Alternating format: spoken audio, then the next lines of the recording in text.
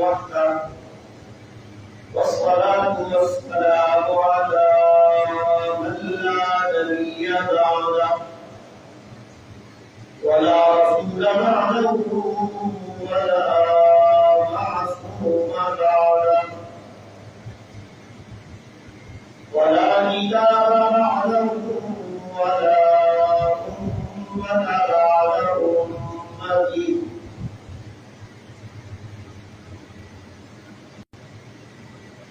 صلى الله تعالى عليه وعلى آله وصحبه وبارك وسلم. أما بعد فأعوذ بالله من الشيطان الرجيم. بسم الله الرحمن الرحيم.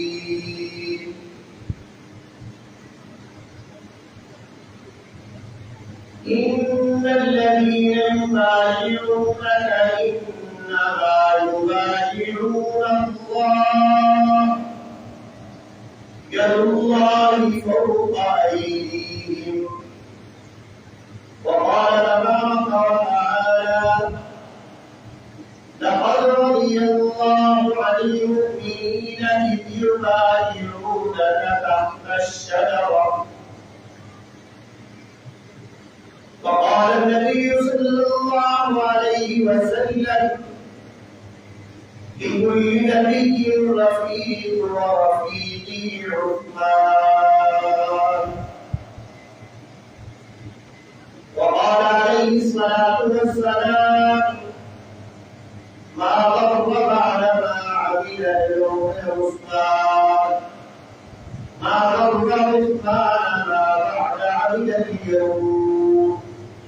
أو كما قال عليه الصلاة والسلام.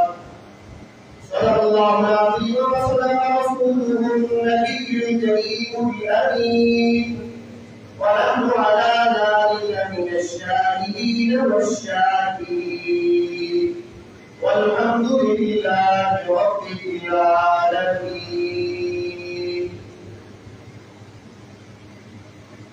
اللهم صل على محمد وعلى آل محمد كما صليت على إبراهيم وعلى آل إبراهيم إنك حميد مجيد. اللهم بارك على محمد وعلى آل محمد كما باركت على إبراهيم وعلى آل إبراهيم إنك حميد مجيد.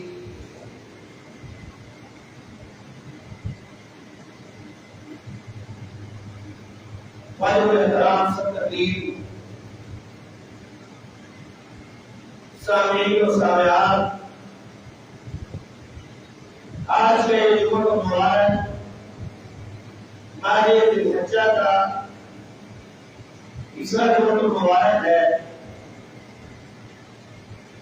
17 ذی الحجہ ہے اور کل کو 18 ذی الحجہ ہوگی. اس مناسبت سے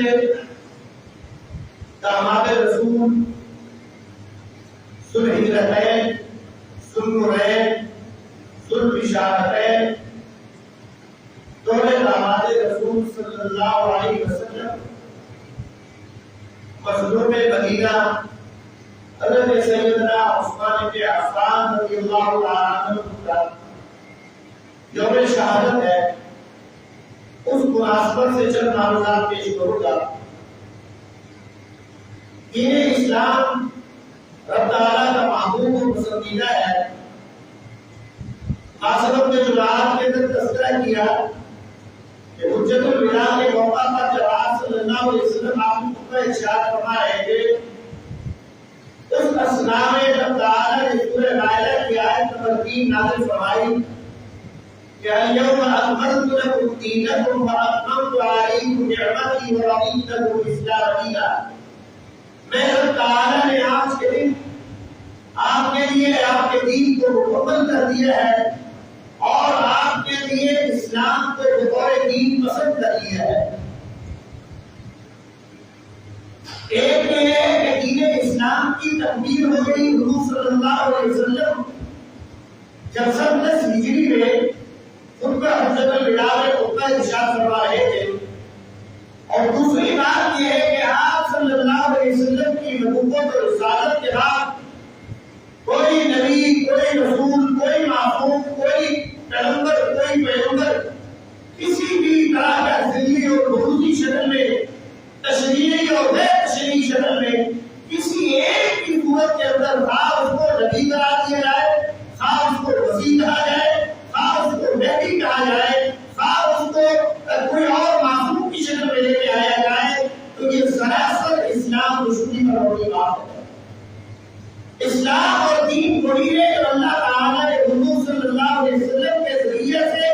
انسانیت تک قیامت تک کے لیے پسند کر لیا، محبوب کر لیا. اور پھر سورہ احزاب کے اندر تعالیٰ نے واضح فرما دیا کہ ما كان محمد على أحد من رجالكم ولكن رسول الله وخاتم النبيين. اب آپ صلی اللہ علیہ وسلم کے بعد کوئی بھی نبی نہیں آئے گا، اور آپ صلی اللہ علیہ وسلم نہ صرف یہ کہ خاتم النبیین اور خاتم المرسلین ہے، بلکہ نبوت کا اور پیغمبر کا ایک خاصا معصومیت ہے کہ وہ ہر طرح کے عیب سے جو ہے وہ معصوم ہے، پاک ہے، غلطی سے پاک اور مبرہ اور منزہ اللہ تعالیٰ نے کر دی ہے. یہ خالص صفت کی حضور صلی اللہ علیہ وسلم کی ذات اقدس پر حکومت ہوتی ہے. اس کے بعد کسی اور شخصیت کے حق کے اندر وہ چاہے کتنی وجود رکھتی ہو، اس کے ساتھ کسی پر منحصر نہیں کیا جا سکتا ہے. چنانچہ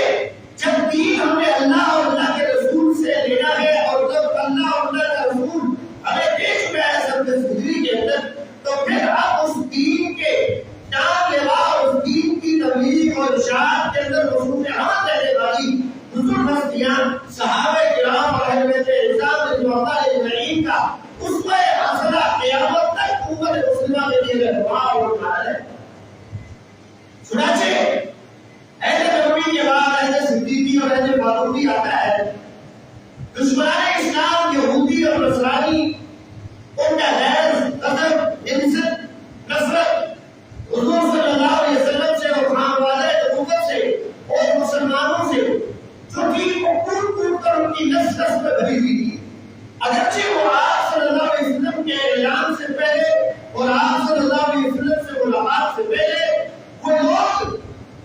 اہل عرب کو یہ کہہ کر دھمکایا کرتے تھے، ڈرایا کرتے تھے کہ مدینہ میں سیاسی اور مالی اعتبار سے ہمارے پاس قوت اور طاقت تو موجود ہے، لیکن ہم قریب ہمارا ایک رسول نے آنا ہے، وہ آئے گا تو پھر ہم آپ کا انتظام کریں گے. انہوں نے اپنی کتابوں میں یہودیوں اور عیسائیوں نے اپنی کتابوں میں نشانیاں پڑھ رکھی،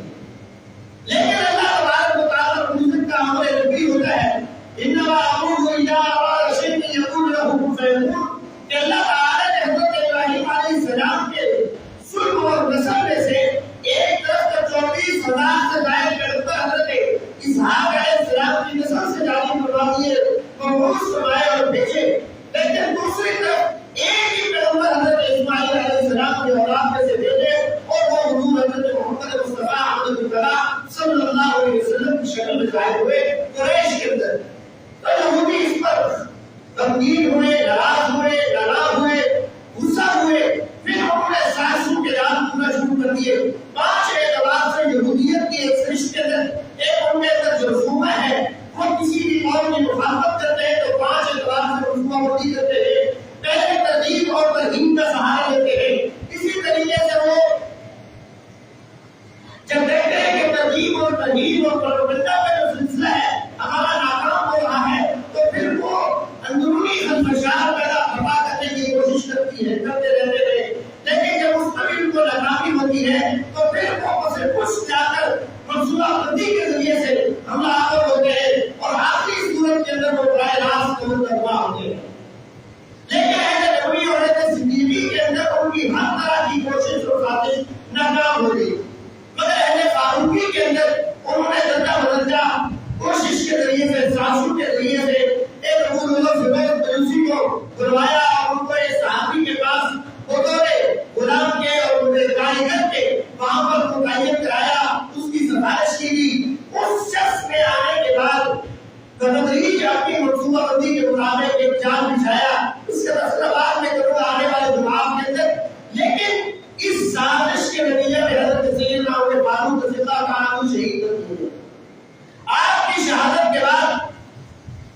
تقریباً 6 سال تک حضرت سیدنا عثمان بن عفان رضی اللہ تعالیٰ عنہ کا جو دور خلافت ہے، جس کو حضرت سیدنا عمر فاروق رضی اللہ تعالیٰ عنہ نے 10 مبشرہ بالجنہ، جن صحابہ کرام کو رسول اللہ صلی اللہ علیہ وسلم نے جنتی ہونے کی بشارت دی تھی، ان میں سے باقی ماندہ 6 شخصیات کے نام متعین کر کے ان پر شورا کی کمیٹی تشکیل دے دی کہ آپ اپنے میں سے کسی ایک کو خلیفہ چن لیجیے۔ آپ رضی اللہ تعالیٰ عنہ اور حضرت سیدنا صدیق اکبر رضی اللہ تعالیٰ عنہ کے تو آپ بھی سب ہو چکا کہ آپ بھی جانے والے ہیں سیدنا صدیق اکبر کے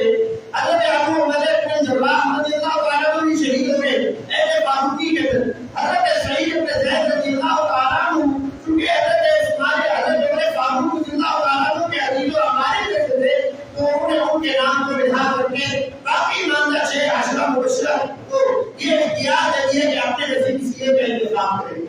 سیدنا عثمان غنی رضی اللہ تعالیٰ عنہ کا انتخاب ہو جاتا ہے، وہ خلیفہ بنتے ہیں، حاکم وقت بن جاتے ہیں، امیر المؤمنین بن جاتے ہیں، اور انہوں نے جو تسلسل اہل نبوی، اہل صدیقی اور اہل فاروقی میں تھا اسی کو دستور جاری رکھا، اصلاحات کرتے رہے، فتوحات کے دروازے بھی کھلتے رہے ان کے زمانے میں۔ لیکن دشمنان اسلام جو اسلام کی قبر کے اندر کشت کے اندر رازنی کرنے کی سازشوں میں بہت عرصے سے مصروف عمل کی، تو ان کو یمن کا ایک آدمی نواز کپڑا صاحب جو انسان تھا عبداللہ ابن سبا، ان کو میسر آ گیا اور پھر اس کے سارے جان بوجھنے شروع کر دیے۔ مدینہ کا دورہ کیا، کوفہ کا دورہ کیا، بصرہ کا دورہ کیا، مصر کا دورہ کیا، شام کے علاقوں میں گیا، گائے بگائے جا کر اس نے وہاں کے احوال کا جائزہ لیا، اور جائزہ لینے کے بعد اس نے جو معلوم کیا کہ مسلمانوں کو کمزور کیسے کیا جا سکتا ہے، پھر اس نے اپنے لشکر ترتیب کیا اور پھر وہاں پر اس نے تین اعتبار سے سازشیں ہوئی۔ نمبر 1 یہ کہ اس نے اپنے متبعین کو اور حواریین کو کہا کہ صوفی فلسفہ بن کے رہے، حضور بن کے رہے، اور یہ اللہ کی شکل و صورت اختیار کرے، ہر وقت ذکر اذکار کرے، معصوم بنے رہے، وجہ سے مجبور موجود اور کمزور سامنے سے درخت لوگ دیکھیں تو لوگوں کو رشک آنے لگ جائے کہ بڑی ضرورت ہے، لیکن در پردہ اندر جو ہے ان کے اندر خود بنا ہوا تھا۔ اور دوسرا عمل یہ تھا کہ اس بزرگی کے ساتھ ساتھ حضرت عثمان اور ان کے جو خلفاء اور ان کے جو نائبین والی اور گورنر مختلف ضیاء و امثال کے اندر متعین ہیں، ان کی حکومت سے متعلق جو ہے شکوک اور شبہات اور بدگمانیوں کو فروغ دیا جائے۔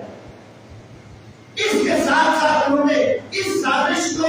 اس منصوبہ بندی جہاں پر بندہ کی کوئی شروع کر دی، غنیمت تک پتا تیسرا عمل یہ کیا کہ انہوں نے اپنی سربندی کرنی شروع کر دی، افراد اور اپنا لشکر ترتیب دینا شروع کر دیا۔ اب اس لشکر میں بات روک کر میں ذرا پیچھے جاتا ہوں اہل نبوی کے اندر، حضرت سیدنا عثمان بن عفان رضی اللہ تعالیٰ عنہ جن کا ہم تذکرہ کر رہے ہیں آج کے دن میں، کیوں کر رہے ہیں؟ ایک پہلی بات تو یہ سمجھنے کی ہے کہ دین اسلام ہمیں اللہ کے محبوب پیغمبر کے ذریعے سے ملا، اور اللہ کے محبوب پیغمبر کی جو پیارے اور محبوب اور پسندیدہ جماعت ہے، جس کے بارے میں سورہ محمد میں اللہ نے فرمایا یوجد السرباء علیہم رحم الکفار، یہ فصل 23 سال کے اندر پیغمبر آخر نبی آپ کو زمانے اس طرح سجائی بنایا سوارا اس طرح کو کہ ان کو یہ کہتی لہا رہی ہے، سر سب کو شہاب ہو چکے، صحابہ کے ایمان ان کے دلوں کے اندر پختہ اور مجدر ہو چکا ہے کہ اللہ تعالیٰ خود شہادت دیتے ہیں کہ اولئک الذین امتحن اللہ قلوبہم بالتقوی، کہ میں نے ان کے دلوں میں امتحان لیا اور ان کے دلوں میں سوائے تقوی کو اور کچھ نہیں ہے، کوئی دنیا کی رغبت نہیں ہے، کوئی لالچ اور حرص نہیں ہے، کوئی ان کے اندر دھوکہ، کوئی ان کے اندر جو ہے وہ بدگمانی نہیں ہے، بلکہ خود قرآن میں اللہ تعالیٰ نے فرمایا وَلَٰكِنَّ اللَّهَ حَبَّبَ إِلَيْكُمُ الْإِيمَانَ وَزَيَّنَهُ فِي قُلُوبِكُمْ وَكَرَّهَ إِلَيْكُمُ الْكُفْرَ وَالْفُسُوقَ وَالْعِصْيَانَ أُولَٰئِكَ هُمُ الرَّاشِدُونَ، کہ یہ صحابہ کرام جو اللہ تعالیٰ کے کلام کے، قرآن کریم کے اور پیغمبر اسلام کی دعوت کے پہلے مستور اور ممبر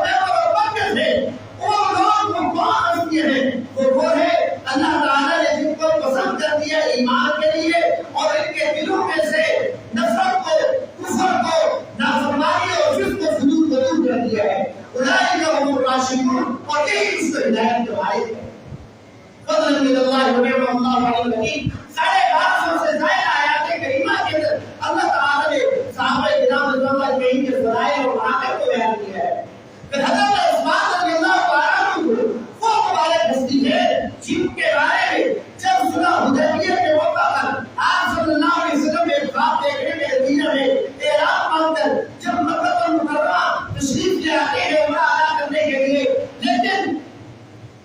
روک دیا جاتا ہے قافلہ حدیبیہ کے مقام پر، تو سفارتکاری کا سلسلہ شروع ہوتا ہے۔ تو پیغمبر اسلام نے اپنا سب سے زیادہ موقع صحابی رسول حضرت سیدنا عثمان بن عفان کو اپنا قاصد، اپنا سفیر اور اپنا ترجمان بنا کر مشرکین مکہ کے کام دیا۔ اور جب وہ وہاں تشریف لے کر گئے، انہوں نے روک لیا اہل مکہ نے، کچھ دن گزر گئے تو یہ شوشہ چھوٹ گیا، یہ افواہ پھیل گئی کہ حضرت عثمان شہید کر دیے گئے۔ تو اس اثناء میں پیغمبر عالم صلی اللہ علیہ وسلم نے 1400 صحابہ کے قریب، جو 1400 صحابہ کی تعداد تھی، سب کو اپنے قریب بلایا اور بلانے کے بعد فرمایا ہمیں یہ اطلاع ملی ہے کہ عثمان غنی کو شہید کر دیا گیا ہے، لہذا ہم عثمان کا بدلہ لیے بغیر یہاں سے نہیں جائیں گے۔ آؤ میرے ہاتھ پر بیٹھ کرو۔ پیغمبر نے اپنے ہاتھ پر قصاص عثمان کی بیعت کی صحابہ کرام 1400 صحابہ کرام سے، اور بیعت لینے کے بعد جب 1400 صحابہ نے اپنے ہاتھ رکھ دیے، پھر پیغمبر عالم صلی اللہ علیہ وسلم نے اپنا دست اقدس ان تمام صحابہ کرام کے ہاتھ پر رکھ دیا، فرمایا یہ بیعت جو آپ کر رہے ہو میرے ہاتھ پر، تو عثمان غنی بھی میرے ہاتھ پر بیعت کر رہے ہیں، یہ میرا ہاتھ عثمان کا ہاتھ ہے، وہ عثمان ہے۔ عثمان کی یہ فضیلت ہے کہ پیغمبر نے اپنے ہاتھ اپنے دست پیغمبری کو عثمان کے ہاتھ میں تشکیل دی۔ پھر اللہ تعالیٰ سے کہا گیا، اللہ تعالیٰ نے سورہ الفتح کے اندر فرمایا ان الذین یبایعونک انما یبایعون اللہ۔ اے پیغمبر، یہ صحابہ جو آپ کے ہاتھ پر بیعت کر رہے ہیں قصاص عثمان کی، در حقیقت یہ میرے ہاتھ پر بیعت کر رہے ہیں۔ پھر اللہ تعالیٰ نے فرمایا ید اللہ فوق ایدیہم، میرے رب کا ہاتھ بھی آپ کے ہاتھ پر اوپر ہے۔ تو جب یہ تو افواہ پھیلی تھی قصاص عثمان پر، تو پیغمبر عالم صلی اللہ علیہ وسلم تیار ہو گئے، لیکن جب 40 دن میں ان کو پیاسا رکھ کر مظلومانہ حالت کے اندر قرآن کی تلاوت کرتے ہوئے روزہ اور مزے کی حالت میں، اور وہ عثمان غنی رضی اللہ تعالیٰ عنہ جن کے بارے میں غزوہ تبوک کے موقع پر آقا عالم صلی اللہ علیہ وسلم فرمائے کہ عثمان جو کچھ تم نے آج خرچ کر دیے ہیں نصرت اسلام کے اندر، آج کے بعد تم کوئی گناہ بھی تم سے سرزد ہو جائے تو اللہ تعالیٰ تمہاری کوئی غلطی نہیں کرے گی۔ اور پھر پیغمبر عالم صلی اللہ علیہ وسلم کے پاس جب حضرت عثمان اپنا مال، جان، مال، عزت، آبرو سب کچھ نچھاور کرتے پیش کر دیتے ہیں، اب ساری عدیدیں تو آپ صلی اللہ علیہ وسلم فرماتے ہیں کون جنت میں جانے والا بننا چاہتا ہے، ذرا بتلائیے کہ مسلمانوں کی مدد کا نصرت کا انتظام کرے، تو حضرت عثمان پھر ہو جاتے ہیں۔ پھر آپ عالم صلی اللہ علیہ وسلم نے دوسری مرتبہ یہ نعرہ لگایا، پھر حضرت عثمان کھڑے ہوئے، پھر تیسری مرتبہ آپ صلی اللہ علیہ وسلم نے یہی بات کی، پھر حضرت عثمان کھڑے ہوئے۔ ایک مجلس کے اندر 3 مرتبہ رسول اللہ صلی اللہ علیہ وسلم نے حضرت عثمان کو جنتی ہونے کی اشارت کی۔ اور پھر حضرت عثمان غنی رضی اللہ تعالیٰ عنہ سے محبت رسول ان کے دل میں اور رسول اللہ صلی اللہ علیہ وسلم کے دل کے اندر اس طرح مقام اور مرتبہ ہے کہ آپ صلی اللہ علیہ وسلم نے اپنی 2 بیٹیاں حضرت عثمان کے نکاح میں دی۔ پیغمبر کوئی عمل، کوئی بات، کوئی کلام، کوئی عمل، کوئی فعل اور کسی عمل کا تقریر کا ارتکاب اس وقت تک نہیں کرتا، عمل نہیں کرتا جب تک اس کو حکم ربی نہ ہو۔ کوئی حضرت عثمان کے ساتھ حضرت حضور نبی محمد صلی اللہ علیہ وسلم نے اپنی 2 بیٹیاں حضرت رقیہ اور کلثوم بیائی تو وہ جنت تعالیٰ کے رسول ہے۔ اور پھر جب حضور صلی اللہ علیہ وسلم نے کی ہمت جگر حضرت کلثوم دنیا سے رخصت ہو جاتی ہے، پہلے حضرت رقیہ شہید ہو جاتی ہے، فوراً وفات پا جاتی ہے، حضرت عثمان بدر میں شریک ہونا چاہتے ہیں جو کفر اور اسلام میں پہلا واقعہ تھا، لیکن آپ صلی اللہ علیہ وسلم نے فرمایا آپ اپنی بیوی کی تیمارداری کیجیے، تم رسول کی خدمت کیجیے، علاج کیجیے، لیکن آپ کی حاضری غزوہ بدر کے اندر شاملین کے اندر شامل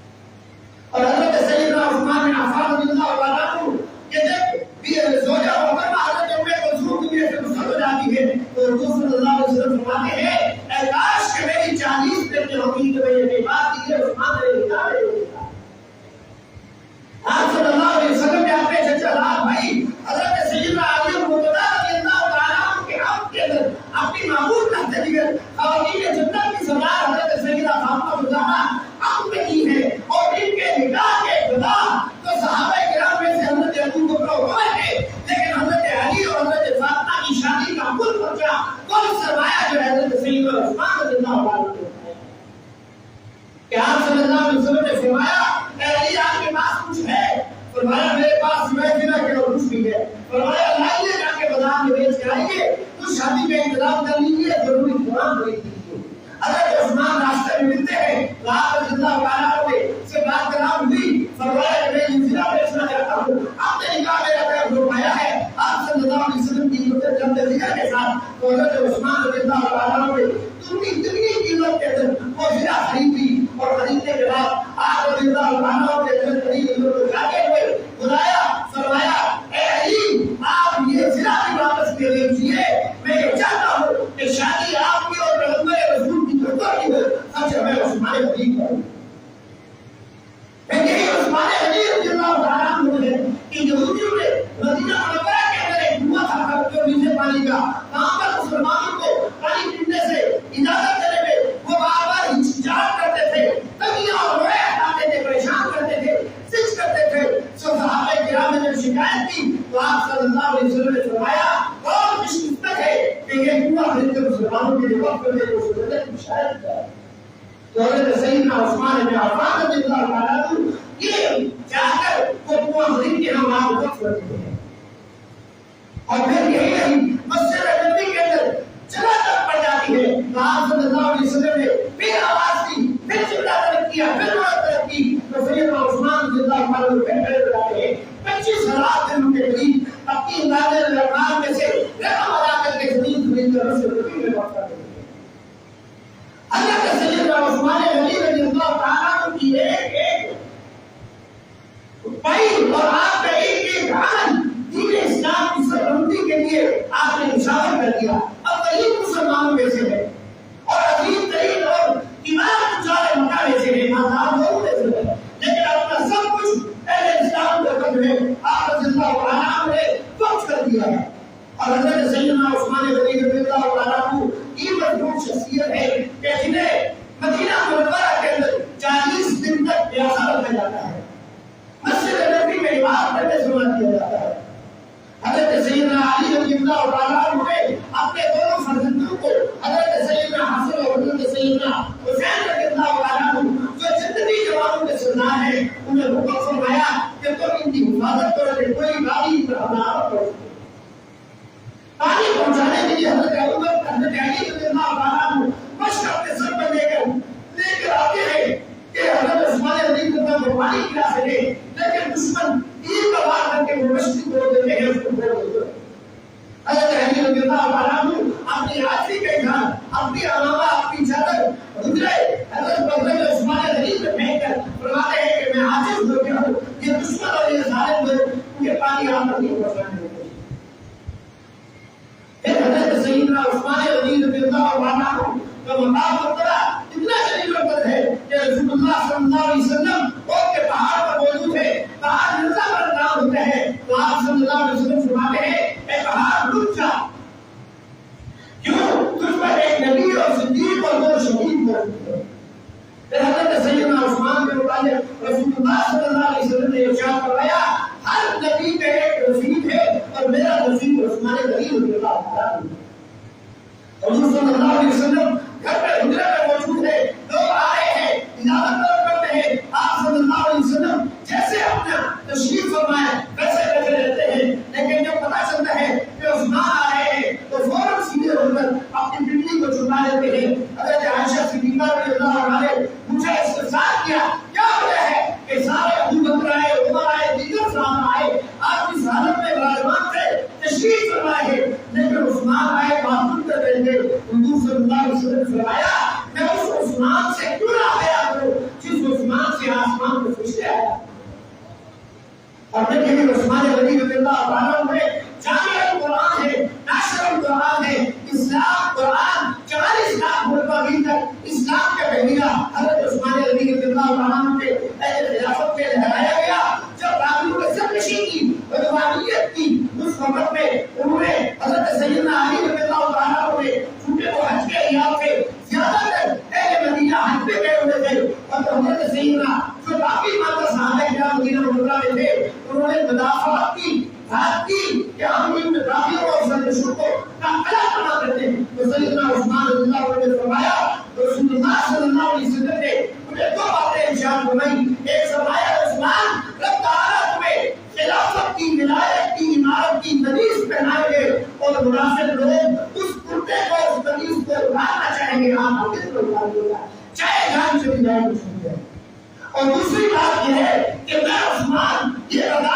گوارا ہی نہیں کر سکتا کہ مدینہ رسول کے اندر تو کہے میری جان جاتی ہے جان آفری کے حوالے ہو جائے فسيكفيكهم اللہ کی تلاوت کرتے ہوئے جان آفری کے حوالے کر دیتے ہیں. لیکن مدینہ منورہ کی سرزمین پر ہدایت اور راہ دعا جو ہے ان کا عمر حضرت علی رضی اللہ عنہ کی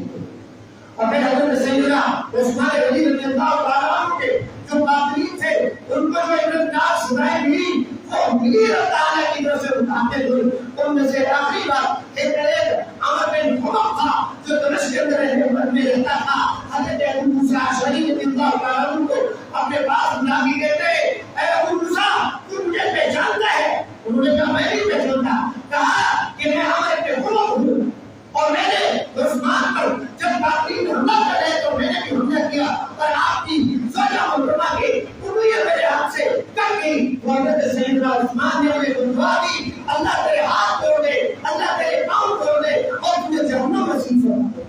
پالن کر کے جہنم میں ڈال کہا میرے ہاتھ ٹوٹ گئے میرے پاؤں ٹوٹ گئے ہیں اب میں جہنم کے کنارے پہ پڑا ہوا ہوں آج جاؤ کے کر دو بس تیرے ہی منتر ہے. یہ عبرتناک سنائے جو شخص صحابی رسول کے متعلق اپنے دل کے اندر بدگمانی رکھتا ہے بدسری رکھتا ہے ان کے بارے میں برے خیال رکھتا ہے. حضرت مولانا ظفرالدین خان صاحب نے فرمایا حضور صلی اللہ علیہ وسلم کا فرمانے چلی تو ہے ہی نہیں اللہ اللہ کے صحابی لا تتخذوهم من بعدي غرضا فمن احبهم فليهدي احبهم ومن ابغضهم فليهدي ابغضهم. کہ میرے صحابہ کے بارے میں اللہ سے ڈرتے رہو جو ان سے محبت کرتا ہے میری وجہ سے محبت کرتا ہے جو صحابہ سے نفرت کرتا ہے اور مولانا ظفرالدین خان نے فرمایا جس کسی شخص نے صحابی رسول کے بارے میں بدگمانی رکھی اس کے خوبصورت خاتمہ کے لیے یعنی ایمان میں خیر کی بجائے وہ خاتمہ میں شر کے اندر مرے گا مردود اور مردود ہو کر مردود ہو کر مرے گا. اللہ تبارک و تعالیٰ کی سے دعا ہے اللہ تعالیٰ کو رسول کے مطابق اتباع سنت اور اتباع صحابہ کی تسلیم عطا فرمائے.